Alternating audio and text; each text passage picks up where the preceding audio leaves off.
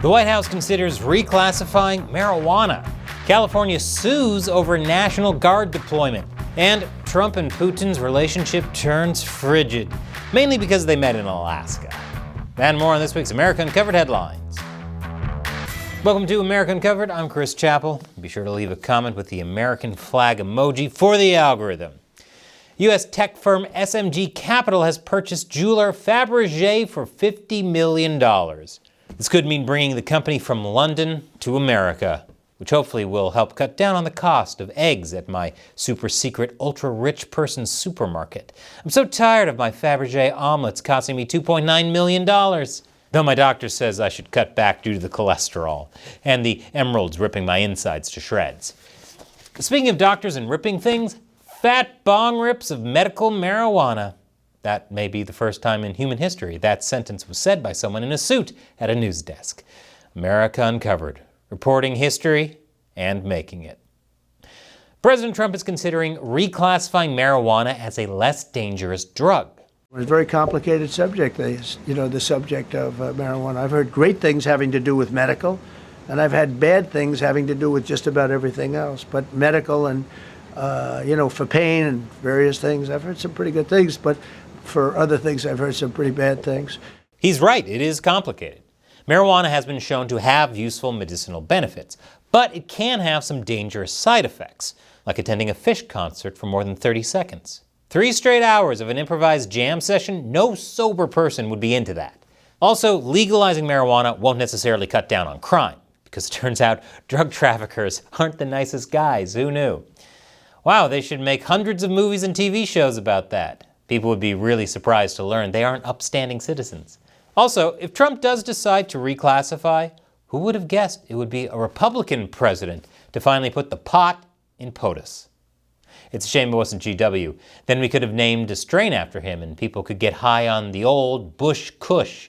But if Trump does reclassify marijuana, they should name a weed strain after him, the 45-47-420. Or maybe just call it the Jared Kushner.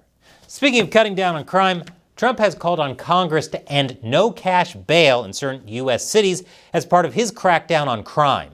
As the name might suggest, no-cash bail allows some suspected criminals to get out of jail without handing over any cash, based on a judge's opinion of the individual's risk to society and likelihood of showing up for court dates.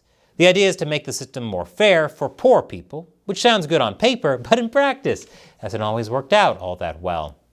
Left-leaning media often crafts a narrative about crime being not so bad. Remember, you call it a city on fire, they call it the summer of love. But hey, what's the worst that could happen with criminals, sometimes even violent criminals, being let back onto the street? It's not like they could end up killing someone, right? Right? It's almost like there's mountains of evidence these policies haven't been working. I don't know what's worse. The fact these policies are being pushed anyway, or that the leaders pushing them clearly aren't subscribed to this channel.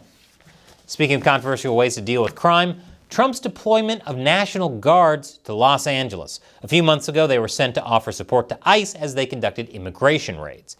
And now, a trial has begun to see whether this violated federal law. The prosecutors of the case are arguing that Trump's actions violated the Posse Comitatus Act, which bars the military from enforcing domestic laws except in instances of rebellion. California governor and man single-handedly keeping the teeth-whitening industry afloat, Gavin Newsom, says Trump overstepped his authority and called this a power grab, arguing that the protests were not, in fact, a rebellion. U.S. President and man single-handedly keeping the chunky, oversized tie industry afloat, Donald Trump, says the National Guard was needed to protect federal property and ICE agents from rioters. While June 7th presidential memorandum said to the extent that protests or acts of violence directly inhibit the execution of the law, they constitute a form of rebellion against the authority of the government of the United States. So as far as the case is concerned, the key question here seems to be whether or not Los Angeles and or California was rebelling against the federal government by not assisting ICE. Which means that like any exciting, sexy, dramatic news story, it all boils down to semantics. Major General Scott Sherman testified he didn't hear the protest described as a rebellion while deployed with the National Guard, which is crazy because setting a Waymo on fire is totally a rebellious act. acting against the coming of our robot overlords. Not today, you filthy clanker. So will the court rule Trump's actions were illegal? We don't know yet. The trial is over, but the judge hasn't made a ruling. If the judge rules against Trump, I'm sure he'll appeal that. If it is appealed, or it's ruled he didn't act illegally, this could set a precedent for him to send in federal troops whenever a state violates his orders. All he has to do is say it's a rebellion, then he'll be able to grab them by the posse. And after the break, does anyone care about Epstein anymore? Welcome back. On this week's edition of Epstein Watch, and I know Epstein Watch sounds like something the guards outside of his cell should have been doing, a federal judge denied the Department of Justice's request to unseal grand jury materials related to Jeffrey Epstein and Ghislaine Maxwell. U.S. District Judge Paul Engelmeyer, who looks like he's on his way to the Turtle Club, said he made this decision because the documents don't contain significant undisclosed information about their crimes or the investigation into them. In response, millions of people who've been keeping track of this story said, "Come on, please, give us something here." But is all this coverage of the Epstein controversy affecting Donald Trump's popularity? According to, of all places, CNN, no. Google searches for Epstein down 89% versus just 3 weeks ago, falling through the floor. It is no longer the top term searched alongside Donald Trump's name. Trump's approval rating in July of 2025, it was 45%. It's still well within that margin of error here at 44%. And you compare that to where he was in his first term at this point, he was at 37%, so he's 7 points higher. So not only is Trump not losing popularity, it seems the Epstein story is, which can only mean one thing. CNN is on the Epstein list, so they're trying to bury the story and are willing to protect Donald Trump so they can cover their own butts. Or maybe weeks without any major developments have made people lose interest and or hope. Plus, there are bigger issues affecting people's day-to-day lives.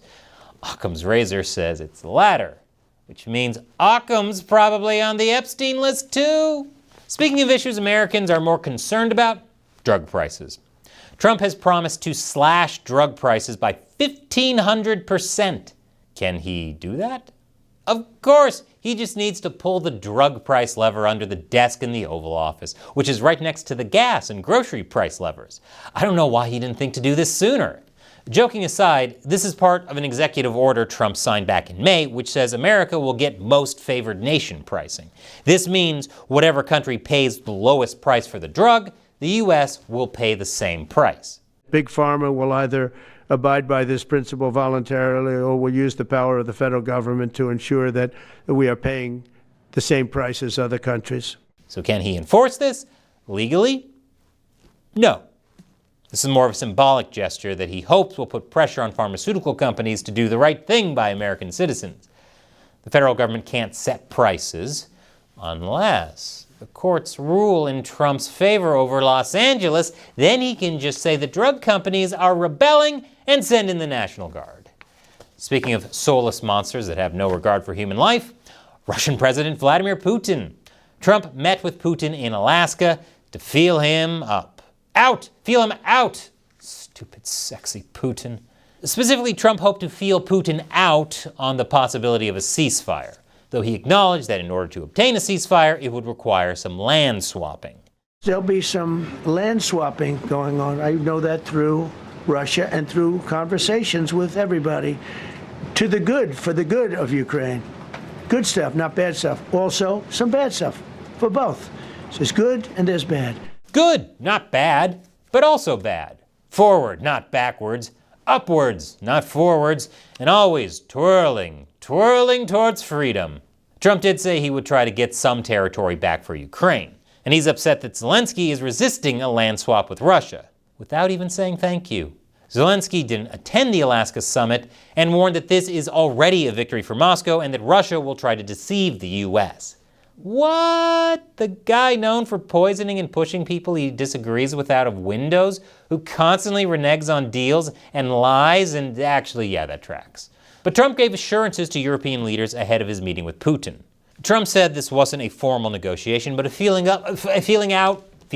out process, and that he wouldn't make any land swap guarantees without first involving Ukraine. In fact, he said his ultimate goal of this meeting was to get a second meeting with Putin and Zelensky together. Trump campaigned on ending this war, and for him, there's more at stake than just peace. Trump wants to stop splitting the U.S. focus and divert all of the country's attention away from Russia and towards its no-limits BFF, China. To understand why, check out my twin brother, China Uncensored's Chris Chappell's channel for about 40,000 hours worth of reasons. But for now, we'll just have to wait and see what the results of the summit are. Just like the Los Angeles National Guard ruling, and what Trump will do about marijuana. It's like Schrodinger's bureaucracy this week. If Trump ultimately negotiates a true compromise, then neither Ukraine nor Russia will be happy with the result. But you know what they say, you can't make an omelet without breaking some wildly expensive Fabergé eggs. And is the stress of the news cycle getting to you? Then let me teach you the secret to meditation. It's horror games. Click here for the latest episode of my other twin brother, Chris Chappell's show, Gamers Unbeaten. Once again, I'm Chris Chappell. Thank you for watching America Uncovered.